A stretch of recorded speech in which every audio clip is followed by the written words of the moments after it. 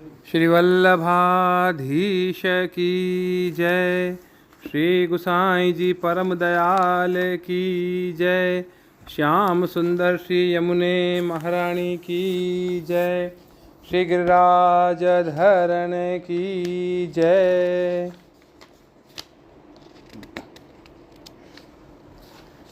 श्रीमद् भागवत चतुर्थ स्कंध। पिछले वाले अध्याय में आज हम पढ़ेंगे 24वां अध्याय। पिछले वाले अध्याय में यानी 23वें अध्याय में हमने पढ़ा था राजा पृथु ने जो तपस्या की थी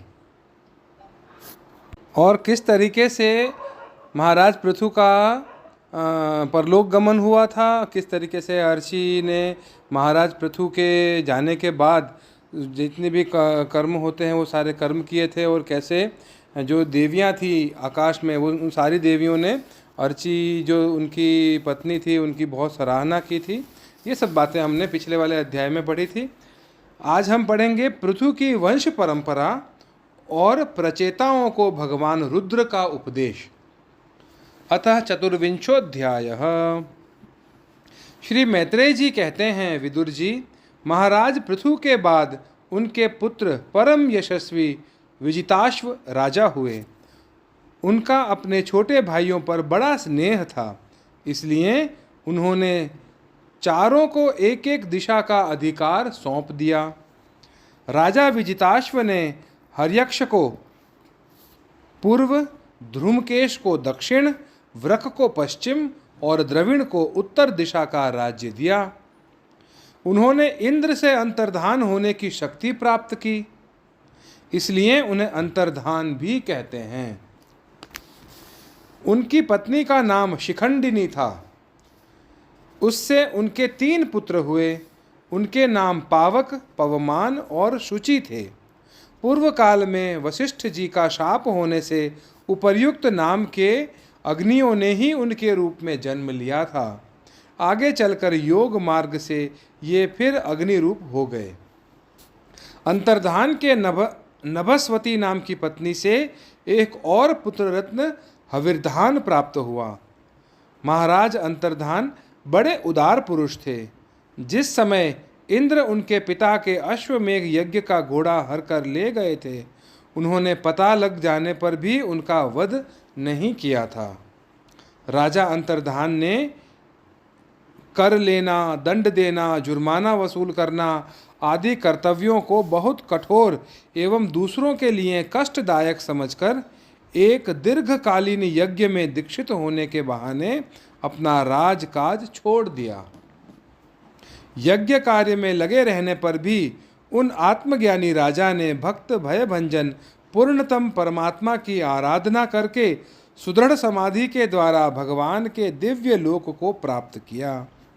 विदुर जी, हविर्धान की पत्नी हविर्धानी ने बर्हिषद, गय, शुक्ल, कृष्ण, सत्य और जितव्रत नाम के 6 पुत्र पैदा किए।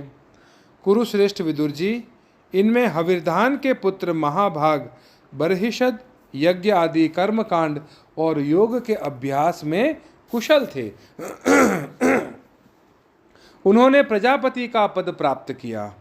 उन्होंने एक स्थान के बाद दूसरे स्थान में लगातार इतने यज्ञ किए कि यह सारी भूमि पूर्व की ओर अग्रभाग करके फैलाए हुए कुशों से पट गई थी। इसी से आगे चलकर वे प्राचीन बरही नाम से विख्यात हुए। राजा प्राचीन बरही ने ब्रह्मा जी के कहने से समुद्र की कन्या शतद्रुति से विवाह किया था। सर्वांग सुंदरी किशोरी शतद्रुति सुंदर वस्त्राभूषणों से सज धज कर विवाह मंडप में जब भांवर देने के लिए घूमने लगी, तब स्वयं अग्निदेव भी मोहित होकर उसे वैसे ही चाहने लगे जैसे शुकी को चाहा था। नव विवाहिता शतद्रुति ने अपने नूपुरों की झनकार से ही दिशा विदिशाओं के देवता, असुर, गंधर्व, मुनि, सिद्ध, मनुष्य और नाग सभी को वश में कर लिया था। शतद्रुति के गर्भ से प्राचीन बरही के प्रचेता नाम के 10 पुत्र हुए। वे सब बड़े ही धर्मज्ञ, तथा एक से नाम और आचरण वाले थे। सबका नाम प्रचेता ही था। जब पिता ने उन्हें संतान उत्पन्न करने का आदेश दिया, तब उन सब ने तपस्या करने के लिए समुद्र में प्रवेश किया। वहां 10,000 वर्ष तक तपस्या करते हुए उन्होंने तप का फल देने वाले श्री हरि की आराधना की। घर से तपस्या करने के लिए जाते समय मार्ग में श्री महादेव जी ने उन्हें दर्शन देकर कृपापूर्वक जिस तत्व का उपदेश दिया था, उसी का वे एकाग्रता पूर्वक ध्यान, जप और पूजन करते हैं। विदुर जी ने पूछा, ब्राह्मण, मार्ग में प्रचेताओं का श्री महादेव जी के साथ किस प्रकार समागम हुआ और उन पर प्रसन्न होकर भगवान शंकर ने उन्हें क्या उपदेश किया? वह सार युक्त बात आप कृपा करके मुझसे कहिए। ब्रह्मर्षि, शिवजी के साथ समागम होना तो देहधारियों के लिए बहुत कठिन है। औरों की तो बात ही क्या है। मुनिजन भी सब प्रकार की आसक्ति छोड़कर उन्हें पाने के लिए उनका निरंतर ध्यान ही किया करते हैं, किंतु सहज में पाते नहीं। यद्यपि भगवान शंकर आत्माराम हैं, उन्हें अपने लिए न कुछ करना है न कुछ पाना, तो भी इस लोक सृष्टि की रक्षा के लिए वे अपनी घोर रूपा शक्ति यानी शिवा के साथ सर्वत्र विचरते रहते हैं। श्री मैत्रेय जी ने कहा, विदुर जी, साधु स्वभाव प्रचेतागण पिता की आज्ञा शिरोधार्य कर तपस्या में चित्त लगा पश्चिम की ओर चल दिए। चलते चलते उन्होंने समुद्र के समान विशाल एक सरोवर देखा। वह महापुरुषों के चित्त के समान बड़ा ही स्वच्छ था तथा उसमें रहने वाले मत्स्य आदि जल जीव भी प्रसन्न जान पड़ते थे। उसमें नील कमल, लाल कमल, रात में, दिन में और सायंकाल में खिलने वाले कमल तथा इंदिवर आदि अन्य कई प्रकार के कमल सुशोभित थे। उसके तटों पर हंस, सारस, चकवा और कारंडव आदि जल पक्षी चहक रहे थे। उसके चारों ओर तरह तरह के वृक्ष और लताएं थी। उन पर मतवाले भंवरे गूंज रहे थे। उनकी मधुर ध्वनि से हर्षित होकर मानो उन्हें रोमांच हो रहा था। कमल कोश के पराग पुंज वायु के झकोरों से चारों ओर उड़ रहे थे, मानो वहाँ कोई उत्सव हो रहा है। वहाँ मृदंग, पणव आदि बाजों के साथ अनेकों दिव्य राग रागिनियों के क्रम से गायन की मधुर ध्वनि सुनकर उन राजकुमारों को बड़ा आश्चर्य हुआ। इतने में ही उन्होंने देखा कि देवादिदेव भगवान शंकर अपने अनुचरों के सहित उस सरोवर से बाहर आ रहे हैं। उनका शरीर तपी हुई सुवर्ण राशि के समान कांतिमान है। कंठ नील वर्ण है तथा 3 विशाल नेत्र हैं।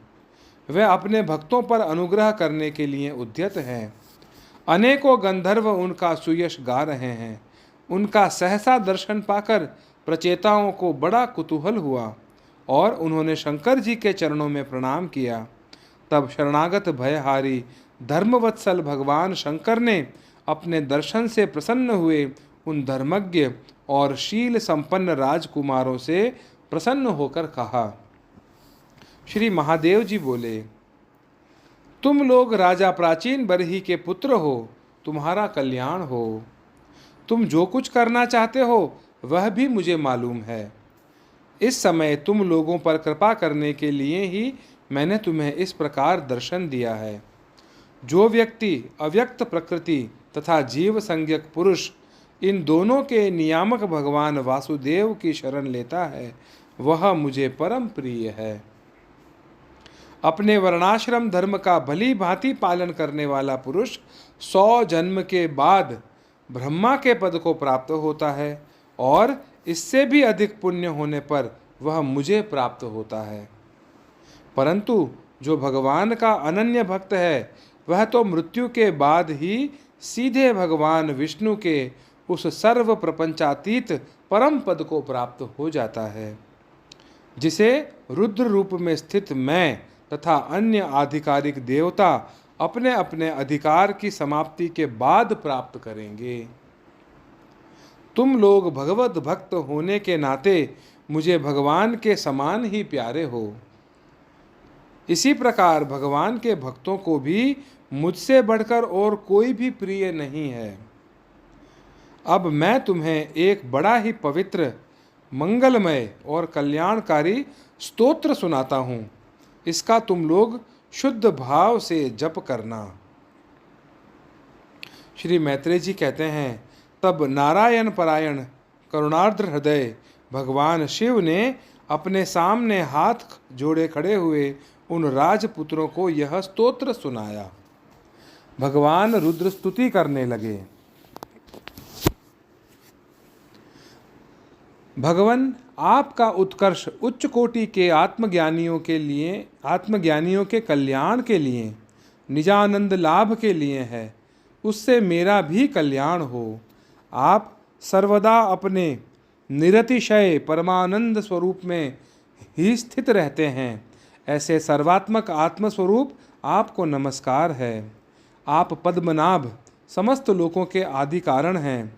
भूत सूक्ष्म तन्मात्र और इंद्रियों के नियंता, शांत एक रस और स्वयं प्रकाश वासुदेव चित्त के अधिष्ठाता भी आप ही हैं। आपको नमस्कार है।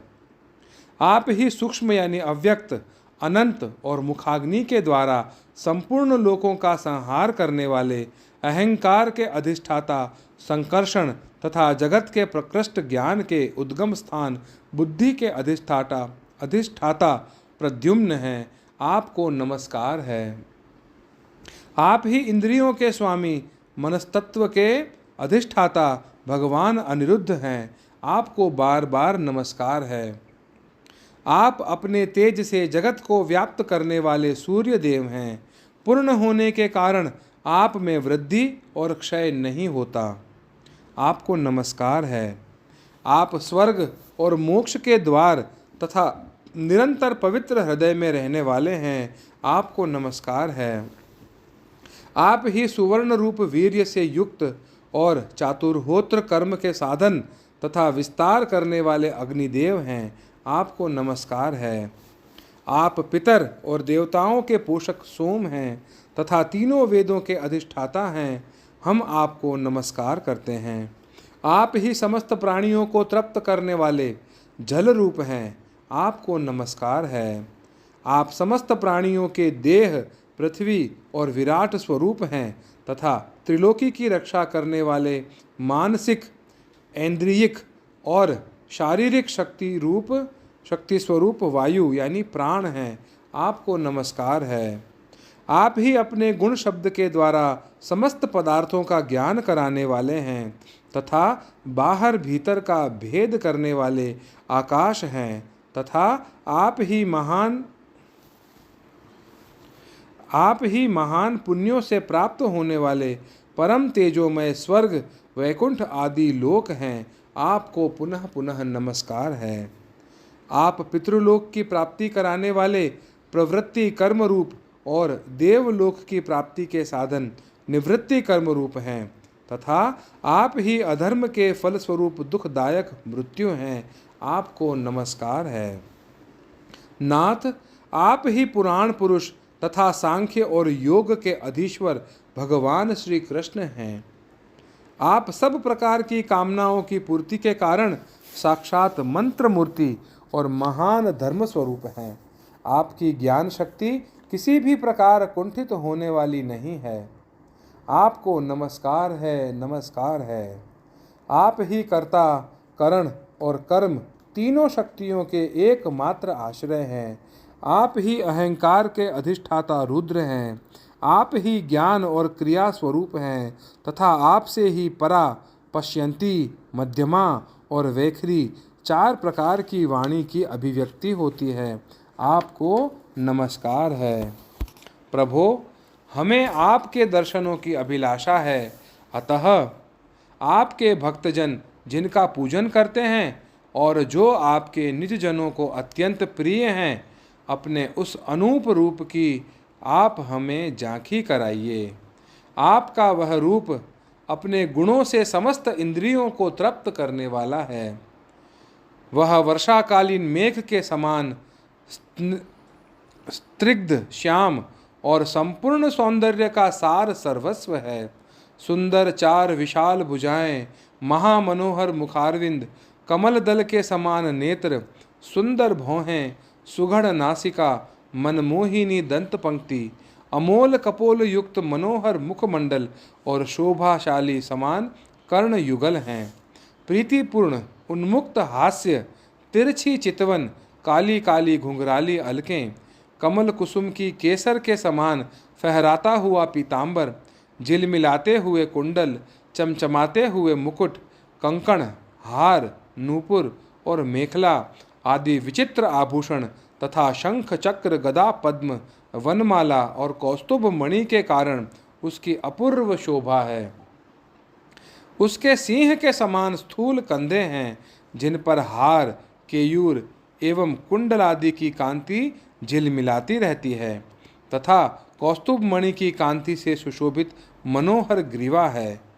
उसका श्यामल वक्षस्थल श्री वत्स चिन्ह के रूप में लक्ष्मी जी का नित्य निवास होने के कारण कसौटी की शोभा को भी मात करता है।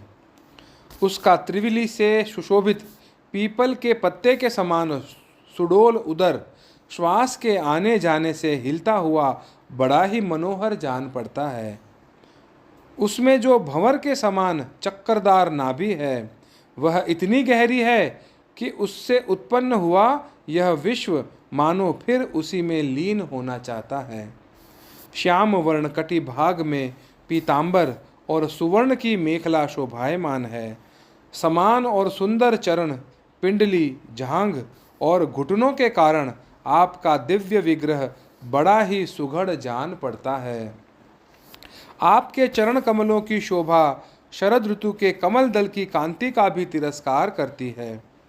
उनके नखों से जो प्रकाश निकलता है, वह जीवों के हृदयांधकार को तत्काल नष्ट कर देता है।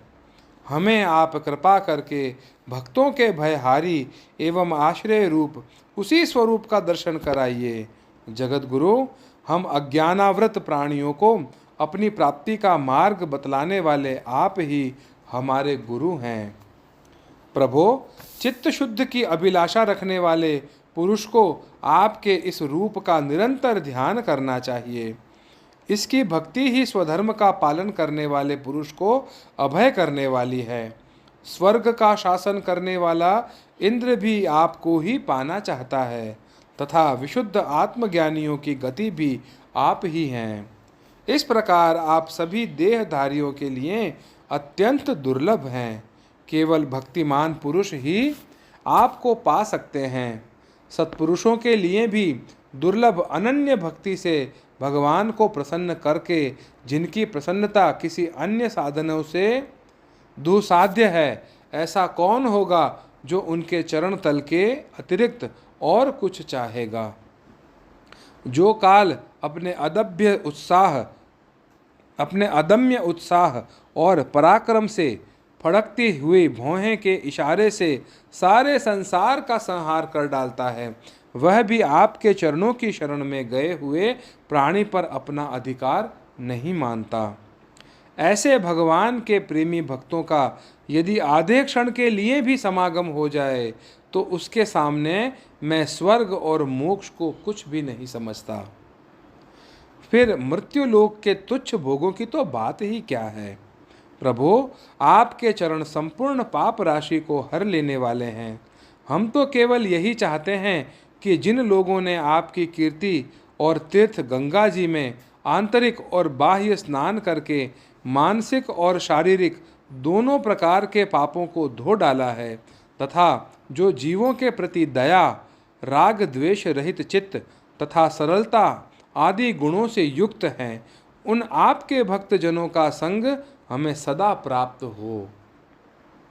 होता रहे। यही हम पर आपकी बड़ी कृपा होगी। जिस साधक का चित्त भक्ति योग से अनुग्रहित एवं विशुद्ध होकर न तो बाह्य विषयों में भटकता है और न अज्ञान गुह्य प्रकृति में ही लीन होता है, वह अनायास ही आपके स्वरूप का दर्शन पा जाता है। जिसमें यह सारा जगत दिखाई देता है, और जो स्वयं संपूर्ण जगत में भास रहा है वह आकाश के समान विस्तृत और परम प्रकाशमय ब्रह्म तत्व आप ही हैं। भगवान, आपकी माया अनेक प्रकार के रूप धारण करती है। इसी के द्वारा आप इस प्रकार जगत की रचना, पालन और संहार करते हैं जैसे यह कोई सद्वस्तु हो, किंतु इससे आप में किसी प्रकार का विकार नहीं आता। माया के कारण दूसरे लोगों में ही भेद बुद्धि उत्पन्न होती है। आप परमात्मा पर वह अपना प्रभाव डालने में असमर्थ होती है। आपको तो हम परम स्वतंत्र ही समझते हैं। आपका स्वरूप पंचभूत, इंद्रिय और अंतःकरण के प्रेरक रूप से उपलक्षित होता है। जो कर्मयोगी पुरुष सिद्धि प्राप्त करने के लिए तरह तरह के कर्मों द्वारा आपके इस सगुण साकार स्वरूप का श्रद्धापूर्वक भली भांति पूजन करते हैं, वे ही वेद और शास्त्रों के सच्चे मर्मज्ञ हैं। प्रभो, आप ही अद्वितीय आदि पुरुष हैं।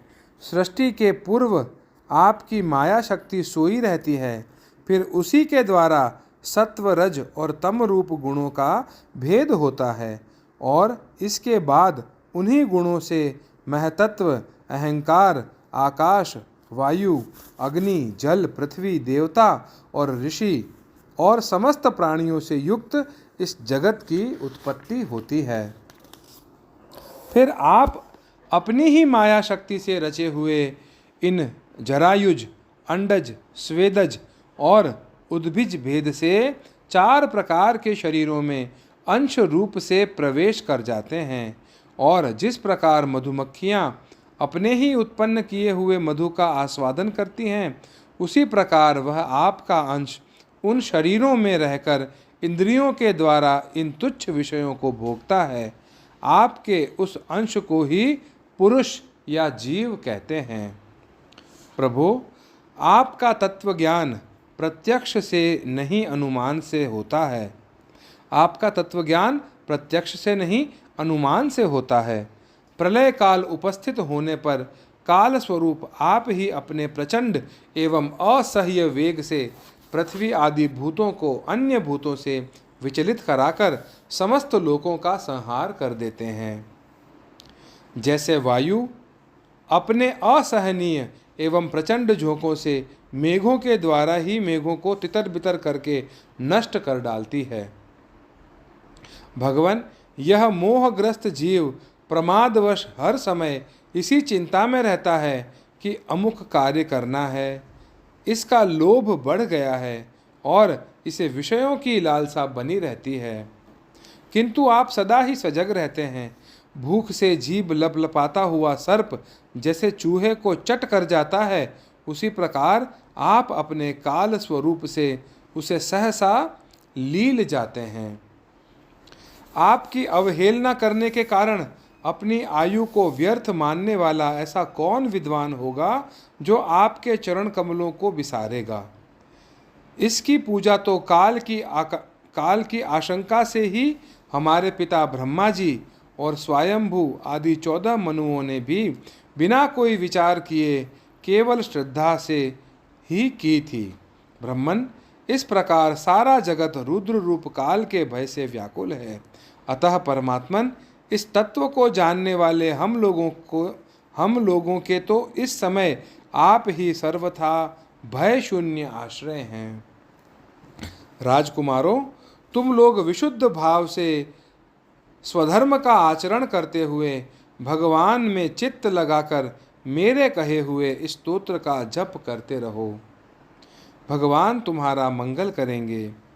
तुम लोग अपने अंतःकरण में स्थित उन सर्वभूतांतर्यामी परमात्मा श्री हरि का ही बार बार स्तवन और चिंतन करते हुए पूजन करो। मैंने तुम्हें यह योगादेश नाम का स्तोत्र सुनाया है। तुम लोग इसे मन से धारण कर मुनि व्रत का आचरण करते हुए इसका एकाग्रता से आदर पूर्वक अभ्यास करो। यह स्तोत्र पूर्व काल में जगत विस्तार के इच्छुक प्रजापतियों के पति भगवान ब्रह्मा जी ने प्रजा उत्पन्न करने की इच्छा वाले हम भृगु आदि अपने पुत्रों को सुनाया था। जब हम प्रजापतियों को प्रजा का विस्तार करने की आज्ञा हुई, तब इसी के द्वारा हमने अपना अज्ञान निवृत्त करके अनेक प्रकार की प्रजा उत्पन्न की थी। अब भी जो भगवत परायण पुरुष इसका एकाग्र चित्त से नित्य प्रति जप करेगा, उसका शीघ्र ही कल्याण हो जाएगा। इस लोक में सब प्रकार के कल्याण साधनों में मोक्षदायक ज्ञान ही सबसे श्रेष्ठ है। ज्ञान नौका पर चढ़ा हुआ पुरुष अनायास ही इस दुस्तर संसार सागर को पार कर लेता है। यद्यपि भगवान की आराधना बहुत कठिन है, किंतु मेरे कहे हुए इस स्तोत्र का जो श्रद्धापूर्वक पाठ करेगा, वह सुगमता से ही उनकी प्रसन्नता प्राप्त कर लेगा। भगवान ही संपूर्ण कल्याण साधनों के एकमात्र प्यारे प्रातव्य हैं। अतः मेरे गाए हुए इस स्तोत्र के गान से उन्हें प्रसन्न करके वह स्थिरचित होकर उनसे जो कुछ कहेगा वह प्राप्त कर लेगा। जो पुरुष उषः काल में उठकर इसे श्रद्धापूर्वक हाथ जोड़कर सुनता या सुनाता है, वह सब प्रकार के कर्म बंधनों से मुक्त हो जाता है। राजकुमारों, मैंने तुम्हें जो यह परम पुरुष परमात्मा का स्तोत्र सुनाया है, इसे एकाग्र चित्त से जपते हुए तुम महान तपस्या करो।